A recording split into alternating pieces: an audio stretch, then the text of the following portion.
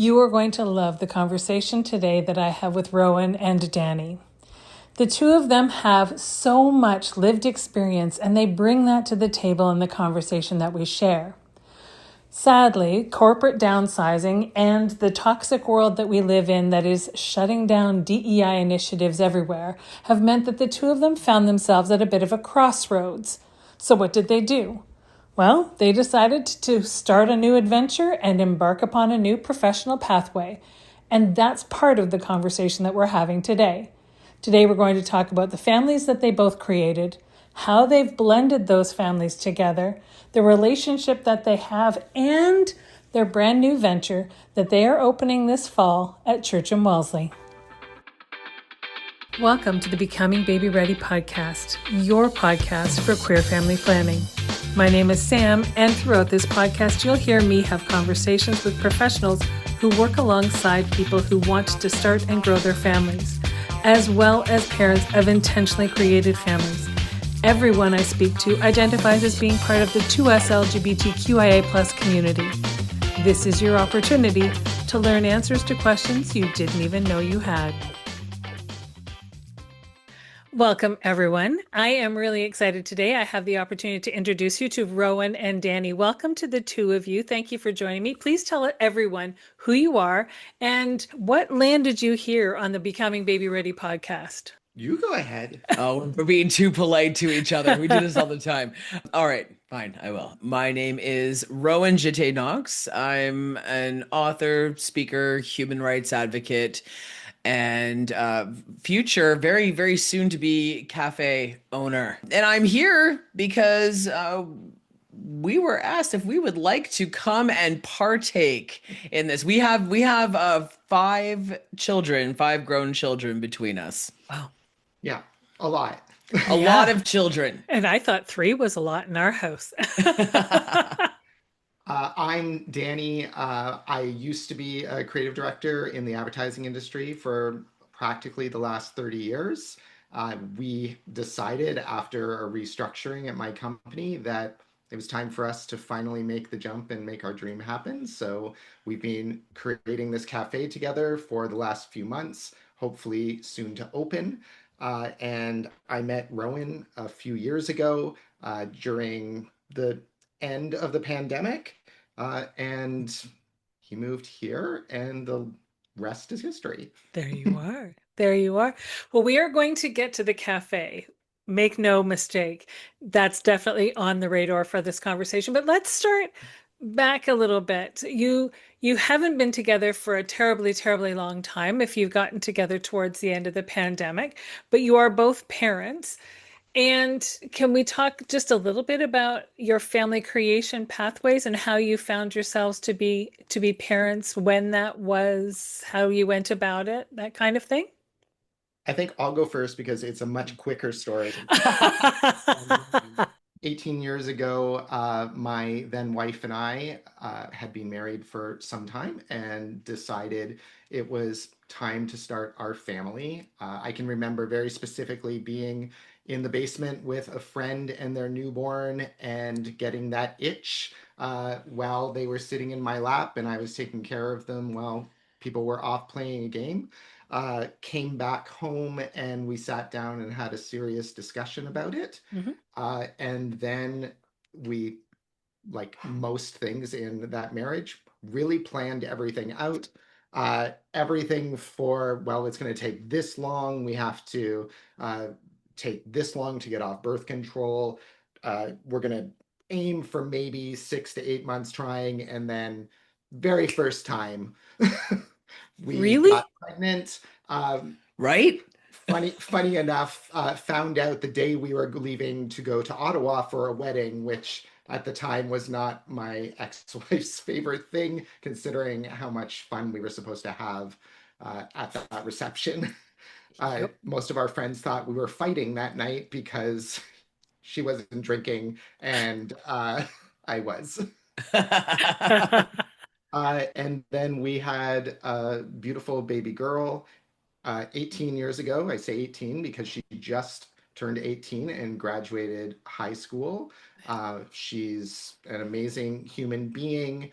that is going to be going to Ottawa herself in the coming months. Oh my God, very soon, Mm-hmm. to study architecture at Carleton University. I think the only other thing in there is sort of the elephant in the room. When she was a teenager, I transitioned. We still maintain a very good relationship. She loves Rowan. She loves our extended family. We see each other all the time. Uh, it was actually Rowan's book that really gave me a lot of hope during that Mm-hmm. time when he wrote about his own family and coming out and how love led them to stay a family.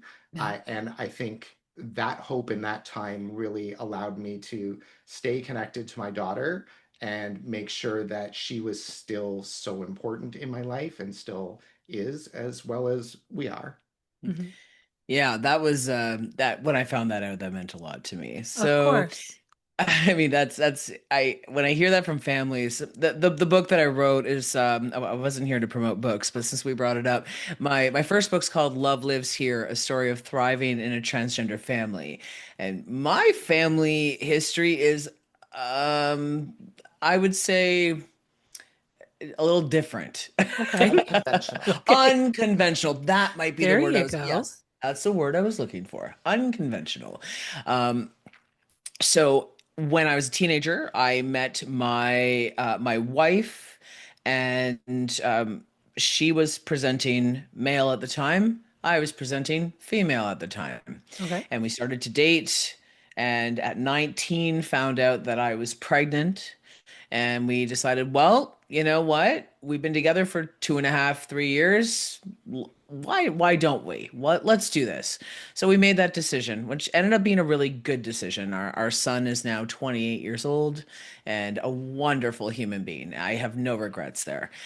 We got married. We had two more children, and ended up adopting a third, but or a fourth For rather. I'm losing count. After three, it's 4 or 8 or 27. I mean, who knows? That's It's right. anything. It's a Yeah, bus. it's but yeah. So we in that time, our middle child before we adopted, we had three children. We thought we had three boys. Mhm. And so if you asked me back in 2014 to describe my family, I would have said, "Oh yeah, we're a mom and a dad and three sons." Mhm. That's what it looked like. And our middle child came out and said, I'm not a boy. I think I might be a girl." And that was back when non-binary identities were not really discussed quite openly. I mean, we know two-spirit people exist. We know non-binary people have been around for a really long time, but it wasn't something that was talked about a lot online, or even in a school GSA or anything like that. Right. So they came out first as a trans girl, and then a few years later realized, no, I'm actually non-binary. So now we have a non-binary child, and a year and a half after that is when my wife said, I'm actually a woman. So suddenly we had two trans people in the family. And after that, I decided I should write a book about this. My family decided we should write a book about what it looks like to support a child and a partner through transition in this really joyful way. We didn't sugarcoat it, but overall, it was a happy story. Right. And that is the story that Dani's referring to. A lot of trans people now have used that story to share with family members to help them understand, or, have discussions around it. I much later realized that I was also trans. Surprise. They always said, "Wow, Rowan, you write about this as if you really know it." And I was like, haha, that's weird. I don't want to talk about it. Um, no, I'm okay. I'm okay. I'm just really empathetic. That's what it is. Of Um, course. yeah.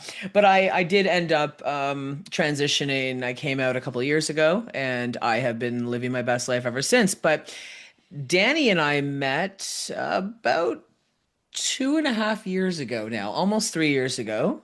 Yes, when I was still living in Ottawa. And we decided that we could not be apart, and that we should be we should be together in Toronto. So we packed up our things and moved here, and here we are. It's amazing. And I That's think a big part of that for us that really did bring us together is our love of family and how important family is to us. So obviously, Rowan's story is all about family. I've had a small family my whole life. I'm an only child. I have an only child. Even my ex-wife was an only child. So coming into this was a big change for me. right. But having this many wonderful people, all really great personalities, really strong interests, just a joy to be around. I have that kind of big family that I never got to have as a kid myself. Right. So it's been a bit of an adjustment. Sometimes the dishwasher gets pretty out of Oh, the control, dishwasher. Right? Oh but yeah. It's nonstop. Also, her our first Christmas together just completely threw her. She had no idea what she was doing. I have no Please tell doubt. Sam about the tree. well, I am German by background, so Mhm. things are very sort of tightly controlled, let's say, in my family. And trimming a tree is a good 4 or 5 hour kind of experience with music and cocoa and everything in just the right place. And then, when their kids are young, you go back and fix them all afterwards Right. because everything is right at the bottom of the tree. Uh, there were, I lost track of how many people there were. It literally was as though a shotgun of ornaments went off and the tree was done. It was just done. There were a few like shards, like places where glass was everywhere. There was Oh. just clumps of things here, people screaming over here. I think I got 3 ornaments on myself. And then I just stood back and like clutched my one special ornament that I always put on last when I was a kid, and I just gave in. I just surrendered, and uh, it was it was really fun. It was just not at all what I'm used to when it comes to family. So I think it was a really good learning experience for me, what having a large family means, Chaos is, I think, and what it means, isn't it? chaos and a little bit of terror. Okay. And lots of and at that time of year, lots of well-seasoned eggnog. Yes, Oh yes. Yes. The absolutely. eggnog was a flowing. I can only imagine. I would have loved to have been an ornament on the wall while listening in on that event. But Yeah. it's it's what your children are growing up being surrounded by too, right? It's that opportunity to see the love, to see the growth, to see the warmth and the community that comes from a larger family. Not to fault smaller families. Smaller families happen for a variety of reasons, but we they are so vastly different as you're describing, Danny. It's just so completely different, and so it there is an adjustment period that's needed, I'm sure, and lots of eggnog. It is a big change. I felt kind of bad for her at first, but then I was like, but here's the thing. It's so much more work. To Mm. have that many children is so much more work. But you get to three, and I've talked about this with so many people.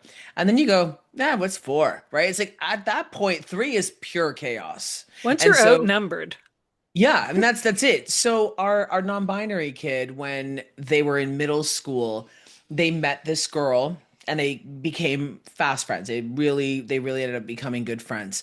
And she would come over to our house and she would sometimes sleep over and I got to know her foster mom and she was this lovely, lovely girl.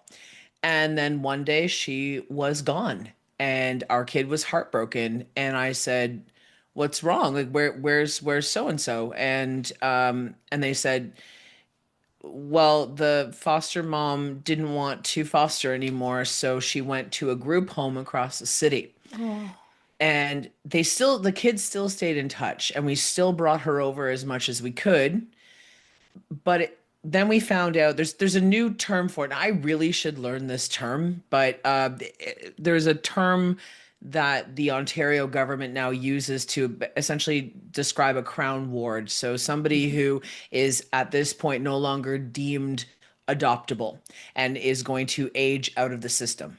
Right. And that was her. When we found out that was going to happen, it was just heartbreaking. And our kids sat us down. And at this point, they were both about 15 and said, this can't happen. We can't let this happen. We have to give her a home. I don't want her to grow up like this. Right. And she really had been in and out of foster care her entire life and had tried to make, the family, her family, lovely people, just not able to care for her.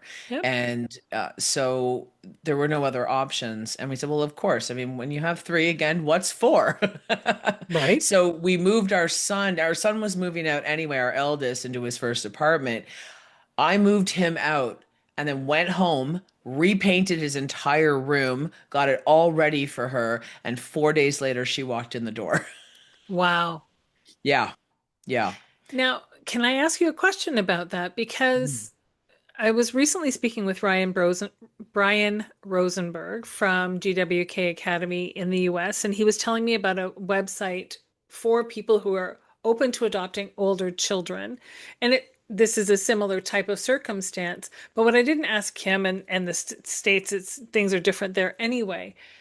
Did you have to go through the pride process and everything else with the Children's Aid Society to be able to adopt this child if they become a ward of the state or the province or the country before you could move forward with adoption or anything else? Yes, we did. Yes, we absolutely had to go to Pride training. We had to do all the same training as anyone else who wants to foster or adopt Okay. through the Children's Aid Society. And we had to have a home study first to allow to be able to foster her Hmm. and then to be able to adopt her. And we did a special kind of adoption, which is often done with teenagers.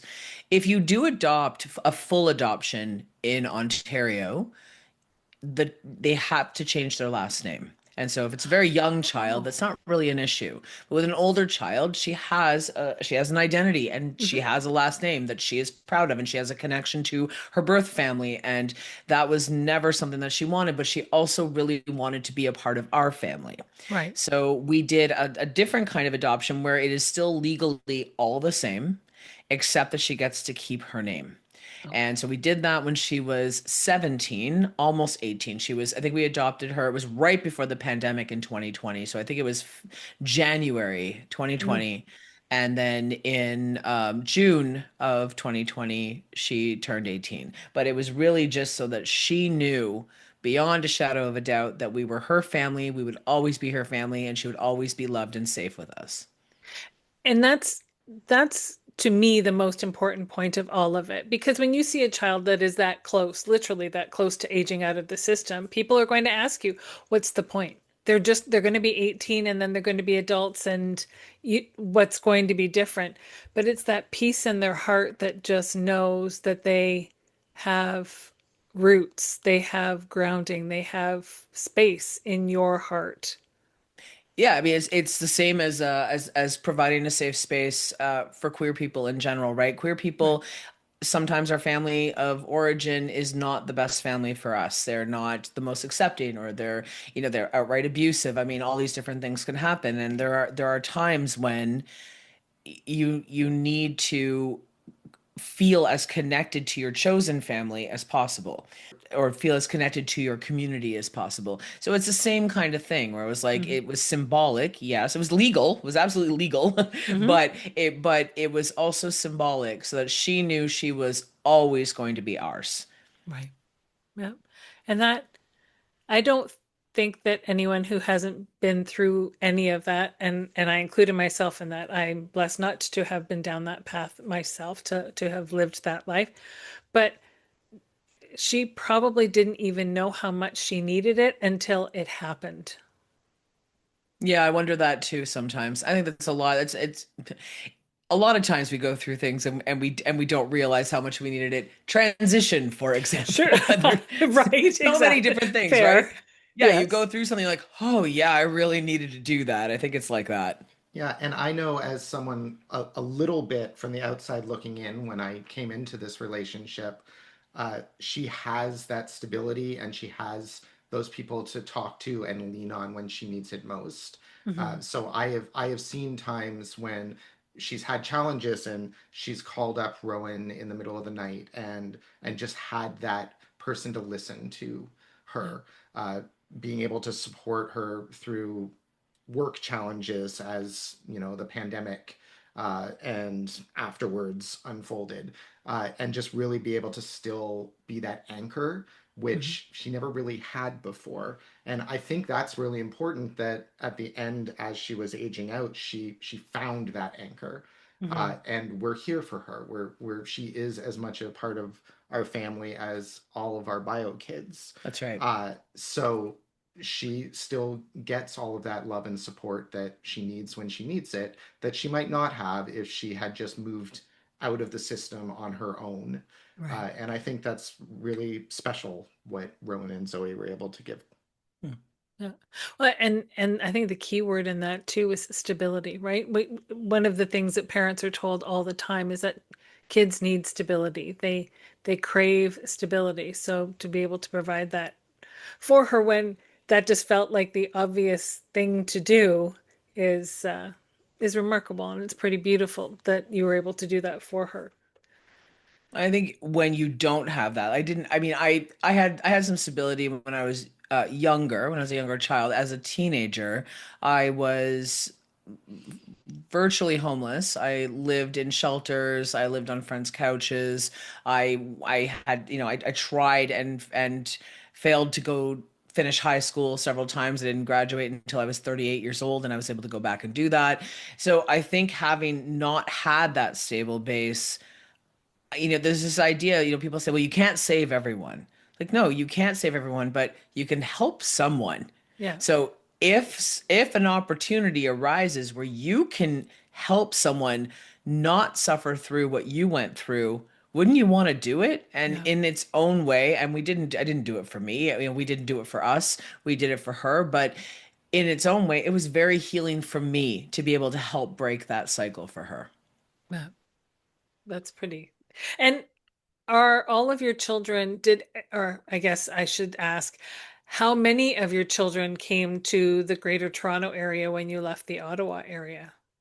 Three Oh, came with us, and she stayed back. And okay. that's because she had school. She was finishing college. She already was living on her own. She was in a relationship. She had a whole life built up there, and she still does. She's very happy there. She Mhm. has a wonderful partner. She has a job she likes. She's doing really well. Oh, good. Good. So of the five, three came you were already here, Danny, in Toronto, is I that was right? already here, so Okay. my daughter was already Right. here. Fair. Just lives in a different part of town from us right now, Yeah. but still visits regularly. Yeah. And then another one of our kids is also in school away from town, but living with us during the summer through semesters. Right. Uh, Plus a couple dogs and a couple cats. It is a full house. Did I mention I'm an only child? Yeah. That might have come up. That might have Her, come up. you should see when she tries to make meals, because she's the best cook in the house. Like, no question. She's fantastic. Right. She, she's had to stop making a lot of meals she was making for two or three people, because it is not affordable to make that meal for Oh, six or seven right. people. Right. So I've Yeah. learned casseroles are really where it's at. Casseroles are the thing. Casseroles are Now the I'm a thing. little bit more classic French cooking, my little tweezers to make things look really pretty on camera. Um, Right. that that doesn't happen anymore, or very rarely. I need to schedule a good 8 to 9 hours if that's going to happen. I Oh was gonna yeah. say it's gonna take the whole day. The other day I went to Costco, and they had trout on sale. And I brought home trout, and we had fish, and that was a really big deal. It was great. Like fish that isn't tuna out of a can, Right? like Yeah. actual fish. I Yes. felt really fancy. As you should. As you should. Hold on for just a moment. We'll be right back. Hi there. I'm Rowan Jette Knox, author, speaker, and human rights advocate. I'm also a dad, and my kids are growing up. And now that they are growing up, my partner Dani and I are trying something new. We are opening a trans-owned and operated coffee shop in the heart of Toronto's LGBTQ village. It's going to be called Understory, and we really hope you'll check it out when it opens this winter. If you want to know more, you can visit us at understorycafe.com. See you soon, Toronto. You've done all kinds of things, and you have lived in a variety of places together, apart. Now you're here. Now you're in the Greater Toronto area. You're getting yourselves established with a new business, a cafe, which on paper looks as though it deviates from everything that either one of you have ever done before. Is that right?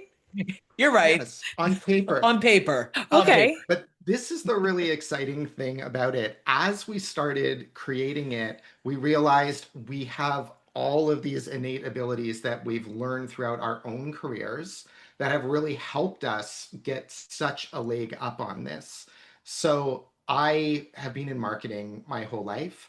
I have built brands from the ground up. I have worked for multinational corporations. I have helped raise billions of dollars for children's charities. And I also come from a design background, so I understand design, I understand social media, I understand web design. Really, everything there is to do with launching a brand is where I came from. But also how to really communicate that to people and how to research and how to put together a compelling story, which brings us to Rowan, who having a compelling story, and that's his whole life, and how to tell that. Uh, I said recently that he's the heart and soul of what we're doing, because he enters a room and he instantly connects with people and he lifts them up, and he wants them to feel safe, and he wants them to feel important, and he wants them to feel loved.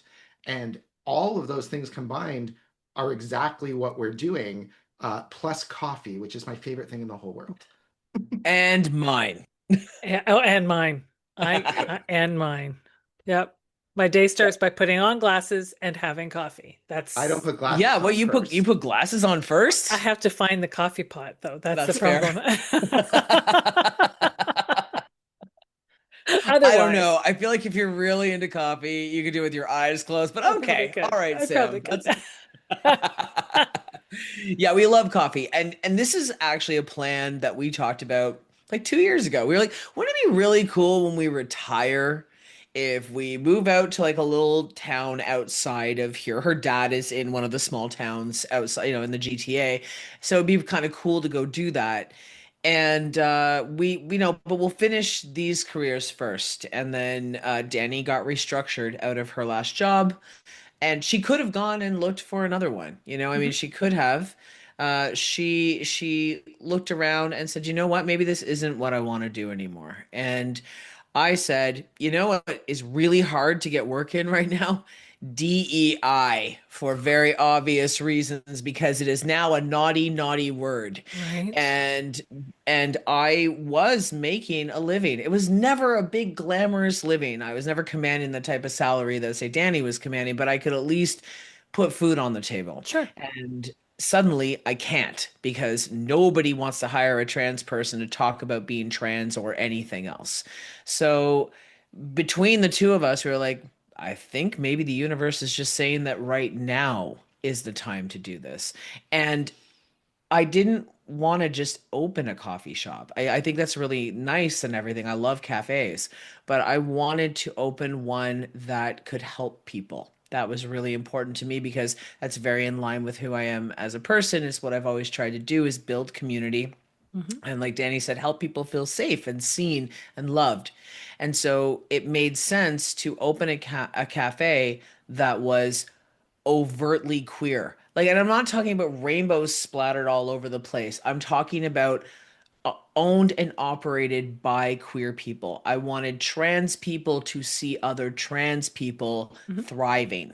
I wanted to see people, I want trans people and all queer people and everyone, honestly, but I would love for trans people to be able to walk in the door, like a young trans person be able to walk through the door and go, ah, the people who are here are just like me. The people who are serving me coffee are just like me. I'm not out of place here. I'm Right. at home here. What a wonderful thing. I never had that. Yeah, and I personally, when I moved to Toronto 27 years ago, I landed at Church in Wellesley. I landed in the queer village, and it was a very different place back then. It Hmm. really was a community. It was where everyone came to when they grew up in a small town in Ontario, or any, well, really most of Canada. Yeah. You either landed here, Montreal, or Vancouver, and a Yeah. lot of people landed here, like myself. And I was embraced with open arms. I knew my neighbors. I knew my businesses. I spent most of my time there because it felt safe to be myself. For a lot of good reasons, we were able to spread out over the last couple decades as our rights sort of increased, as people became more accepting of LGBTQ plus people. You could feel safer in other places of the city. And now I would say that I feel safe in Toronto almost everywhere, almost anytime. Right. And that is a wonderful progress, and I love it. But we don't have that community space that we used to have. It's true. And when we talked about opening a cafe, we very much wanted to be there because I wanted to give some of that back. I Yeah. want to show that you helped me. I want to help others the same way. And it just feels like this most natural location for us. And we were so privileged to find a place fairly quickly. That is taking a long time to get up and running for just construction purposes, but an Right. actual space that is right in the heart of it, so that it's not hard to find. It's on people's daily walks. Hmm. It can really be one of those places that people go to that they know is there when they come to the village. Yeah. Well, it was fun for me. I knew it was coming. I'd seen you, the both of you, post about it. And whenever I'm asked to do anything, any events at the 519, I always park across. There's a across the street and down Wellesley. There's a little parking Mhm. lot there. So I go in and park there, and I come out and I walk up, and the I was keeping an eye open for it because I knew the general area that it was. And then when I looked up and saw the window with your with it, it's all decorated up. You know exactly where the spot is on Church. I was like, oh, this is perfect because I'm thinking about when I go to the 519. Sometimes I go for family pride and things like that. So there's the early years center right there. Those parents are going to need caffeine. You know they are. Yes, yes. We all Absolutely. remember. And we want that for them. And we want queer families to be able to come in and feel like they are at home. Mhm. We would love to do so. One of the things we want to do once we get up and running is host small events. It's not a big space. It's probably gonna be about 25 people, right? Mhm. Max. But we'd love to have, story times for kids. We'd love to have, crafts with queens or something and have drag queens come and teach crafts to kids and Yeah. and adults, anybody who wants to really. We want to do meet a friend nights so that people who are new to the city, probably also queer, but Mhm. whoever can just come and meet people and not feel alone. I think there are so many ways to connect a community, and small business is truly, outside of the people who live in a community, small business is the heart of a community. It So if it's is. done right, and if you really put your customers front and center, your community members front and center, then you can build something really magical. So not just a coffee shop, really a place for queer people and families and anyone who supports us. Yeah. And Yeah. on transit, like Yeah, Yes, accessible by right. yes. public transit easily. Exactly, exactly. Yeah, Absolutely. we got really fortunate there. We really Yes. did. Oh, crazy, crazy, amazing, amazing location. We have talked to some really great other like cafe owners in Toronto, as well as some vendors that we're going to be working with, and everyone agrees that the space alone, the location alone, is really really amazing for us to be opening. And then on top of that, being able to have this sort of built-in person that can get the word out that I Right. think a lot of small businesses don't have going in Yep. has been an absolute godsend. Rowan has an amazing following of people that I think really look at the world the same way he does, with that sort of love and empathy. And we are able to speak directly to those people, whether they're in Toronto or not, whether they are visiting and want to make a stop, which seems to be something a lot of people are looking forward to, or Yes. just live in the neighborhood. We've had some amazing responses from people that just stop when we happen to be there and ask what's happening, what are you doing, who are you, and really they're very excited to see something new coming like this. It's just about hope, really, for me. One Yeah. of the things that's happening, so for people in Toronto, you probably know Glad Day Bookstore. And for people outside of Toronto, you may not know them, but they are the world's oldest queer-owned bookstore. And they have been on Church Street for a number of years. And unfortunately, rent control in this city is terrible. It is, you sign a lease, it might be 5 years, 10 years, or 3 years, whatever it might be, and your landlord can decide to up the price by any amount. There's no control like there is on residential.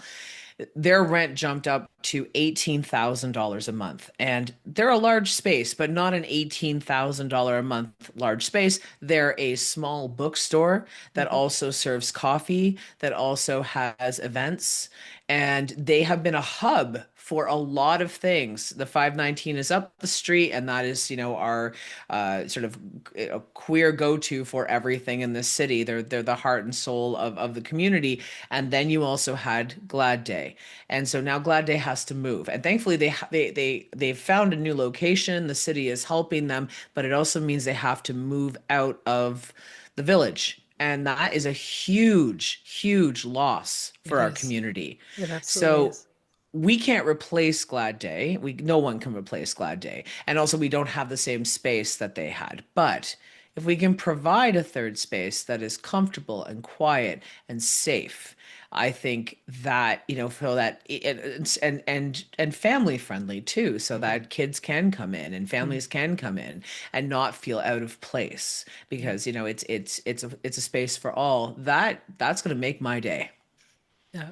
Well, and it sounds like it's going to serve exactly that purpose. And it Glad Day having to move is absolutely heartbreaking. And hopefully you being there will soften some of it, because the reality is when people come in and they're saying, came down here, I was told about Glad Day. How do I find Glad Day? You're going to be the people who just say, let me tell you how to find them, That's right. because they may be physically out of the community, but their heart is still going to be there, felt by the local businesses who are small business and want to keep supporting and providing guidance and help however they can to small business, right? That's right. That's right. There is something really wonderful about small businesses, and a lot of small businesses, going back to sort of the whole point of you hosting this podcast, are family run businesses. These are hardworking people who are just trying to put food on the table for their families, but they're also, a lot of times, they live nearby, and so this is also their community. And we don't live right in the village, but we're about a 50-minute walk from there, and Nice. so we're gonna be, probably walking to work quite a bit. And it's our community too. So we Mhm. want to make sure that everybody in the community feels that they have a space there. So You're going to be a cafe. Will you have like little nibblies and things like that, croissant, muffins, that type of thing to go with your mad barista skills that everyone can see if they follow you on social media? Oh, yes. Definitely go and have a look at my first attempt at making a heart latte art. Do that. Yeah. Yeah, it hasn't gotten much better. Uh, but neither has mine. Okay, We'll, fair. we'll get That's there hey, because there you we go. will be serving all of the coffee. It will be the two of us To start with, to start anyway. with Yeah. for probably until we start turning a profit, which who knows how long that's going to be. Yeah. So you will definitely be seeing these faces behind the counter when we open. We will have food. We'll have standard kind of croissant, pain au chocolat, hopefully a butter tart because this one is the butter tart aficionado of Canada. So Oh, Certainly. that's quite a title. people Thank are you. people really want us to have one, and so would I. Uh, and then the other kind of side to this is that we are going to flip over into a wine bar at night. So there will be a little bit of nibblies there as well. Nothing is going to be prepared on premises. Everything will be brought in. We are looking whenever we can to partner with we'll really prioritize queer Mhm. run or queer friendly, like people that align with our values. Right. So we are still in the process of finding who is going to do our baked goods, who might give us some charcuterie boards or something like that for the evening. Nice. We have had this huge outpouring of support from people in our lives past, both of us, that have connections with all of these wonderful things out there. I have a friend who works very closely with the VQA, who is really helping us try and narrow down what wineries that we might want to work with. Rowan has had people reach out offering professional services because his first book really, really helped their families. Yeah. And this has been day in and day out. We keep finding more people that really believe in the same thing we're doing and just want to help. And I think that has been one of the most heartwarming things of this whole thing, and a little bit validating that yes, people want this, people need this, and people believe in this. It's not just our dream to give back. Everybody wants that same thing. Yeah. Will you do the wine bar right from the beginning? I'm just envisioning the two of you being there at 6 in the morning to be there to make coffees for people and then, at 11 o'clock at night locking up because you've been serving wine all evening. Or will you spell each other off or something? So it'll be a bit of a combination of the two. In the beginning, we're only going to be open in the evenings for 3 to 4 nights a week. Right. Uh, During Okay. the beginning of the week, we'll not be open in the evenings. We will be able to hopefully kind of pass the baton here and there so we can get some time to rest and recharge. But it's a small business. Yeah. Small business owners work a lot, Yep, they and do. especially when you believe in what you're doing. So I used to work in the food service industry some years ago. I'm not quite as young and nimble as I was then, but I understand what it takes for being on your feet all day and serving. And there's a certain energy that comes back to you when you're with people, you're helping them, you're giving them something that you're For seeing sure. is bringing a smile to their face versus sitting at a desk, working for a corporation 9, 10, 12 hours a day like I used to. Yeah. uh, there's a real difference in energy there. So we also have our family is here to support us. They know how much we're going to be putting into this, and they're ready to help out at home. Making meals, bringing things to the cafe, things like that. We have friends that have offered as well. I think we're really well supported for that, but we're going to be tired. You are. Yeah. And I have an arthritic hip and am Mm. almost 50 years old. I mean, yeah, comfortable shoes And Absolutely. remembering that I'm not a spring chicken are going to be very important. And maybe there is a stool I can roll around on behind the counter. I mean, who knows? Who knows what may happen? But Yeah. ideally, down the road, hopefully not too long, we would love to hire people. We really want to create some jobs for other queer people. Right. I want everyone to who works for us to be a reflection of the values that we are putting into this place. And I think that it actually won't be that hard to find that. So, yeah. Mm, No, and we we also know that if we're doing this for 2 or 3 months and we're finding it's just too much for us, we know that we can pull the plug there, and not pull the plug as in the whole business, but pull the plug on us being there all the time Right. and hire people. Um, we would like to be a little bit more established before we do that. But if it comes down to it, we don't want to sacrifice the quality of the product. We don't want to sacrifice the quality of the experience of our guests, just so that we can be there all the time and getting towards that goal. But we are, as Rowan said, we're older. And in the beginning of this conversation, we talked about how we thought of doing this when we retired. Oh my God, I'm so glad we didn't wait until then. What were we thinking? Oh What, boy. you know, I just want to give a special shout out right now to people who come into parenthood later. So I had all of my children by like the children I gave birth to by the time I was 30 years old. The Hmm. difference between 20 and 30 was remarkable in terms of my ability to stay up with a sick baby, to handle colic, to like run after a toddler. Even at 30, it was harder for Hmm. sure.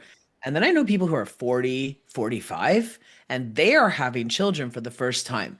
And I just want to say, you are heroes. Hmm. You are heroes because this is, in so many ways, I've equated this to having a child where there's so much planning involved. You don't really know what you're getting into until you get into it. Right. Then you get into it and you're like, oh my God, what did I do? What have I done?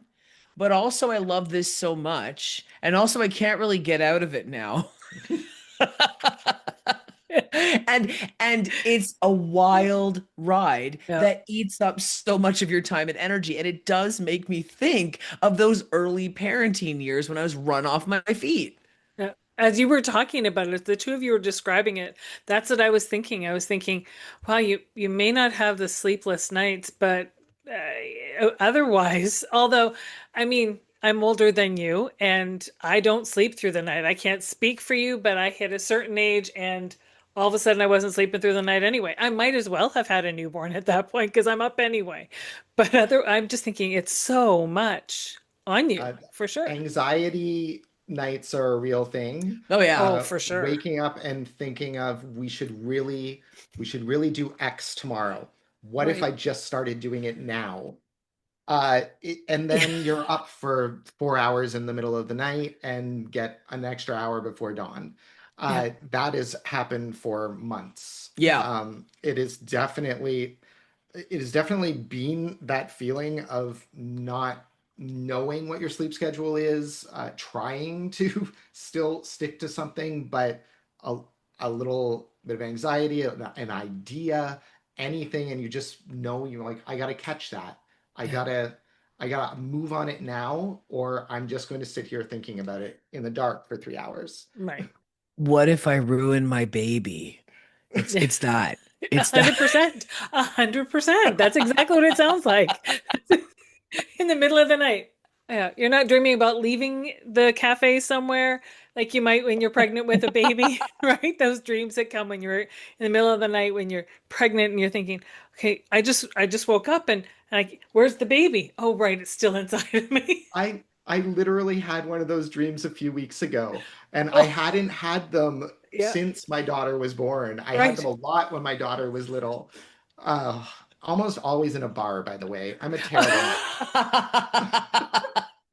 That's like that Sweet Home Alabama scene where she goes home and she runs into her friend from school and is like, "Oh, you have a baby."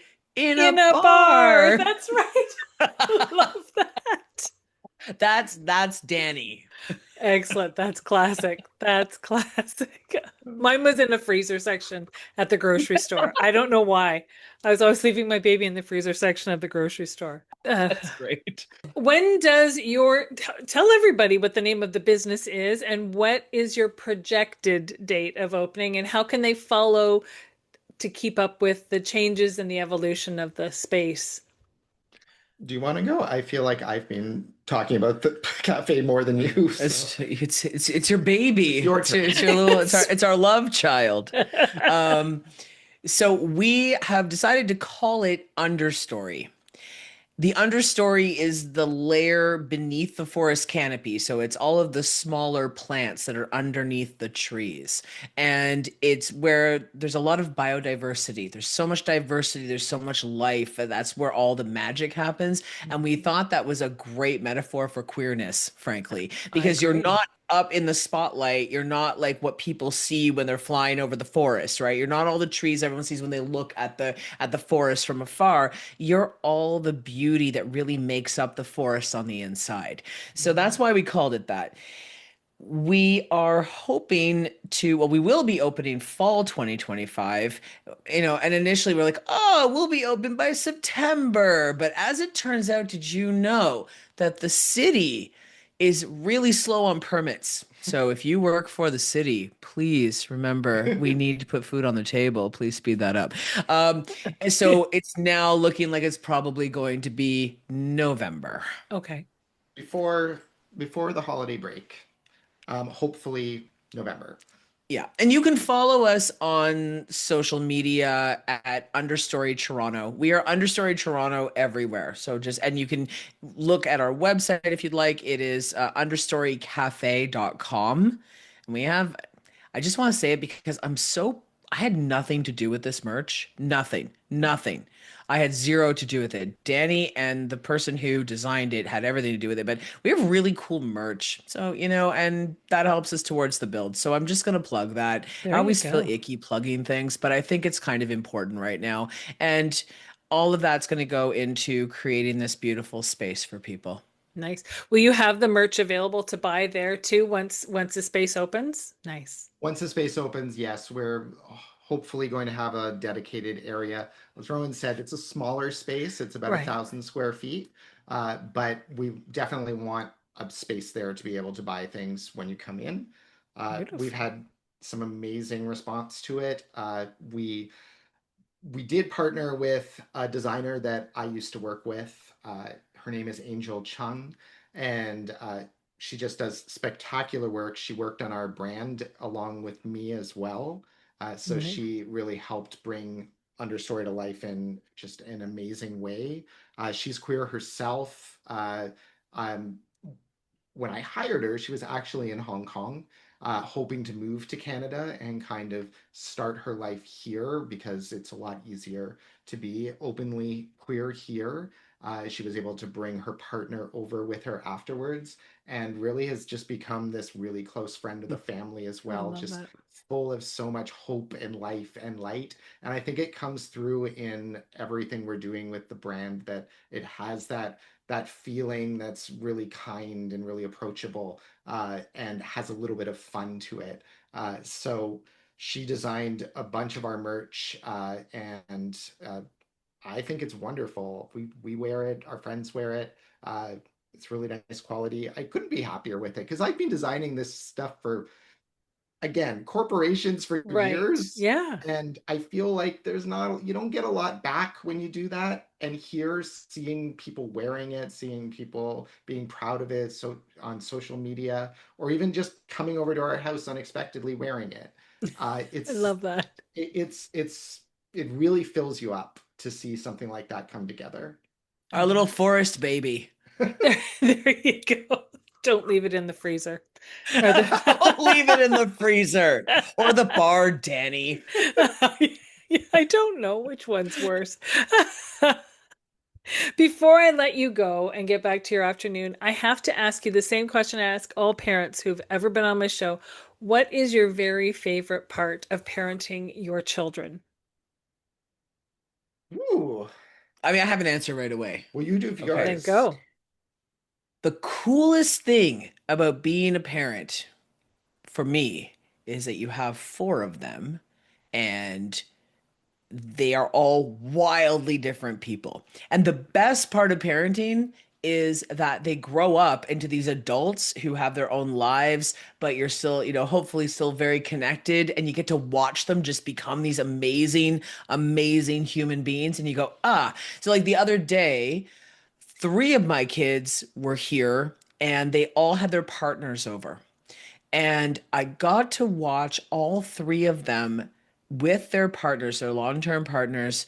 Everyone treated each other respectfully and lovingly. And there was so much care and empathy and laughter and joy. And I was like, that's it. Could I ask for anything more than that? That they grew up feeling loved and knowing how to love someone and be loved in return. What a gorgeous gift that is. So that's my favorite part. Well, damn it, that's really close to what my answer was going to be. You're allowed to have the same answer. It's true.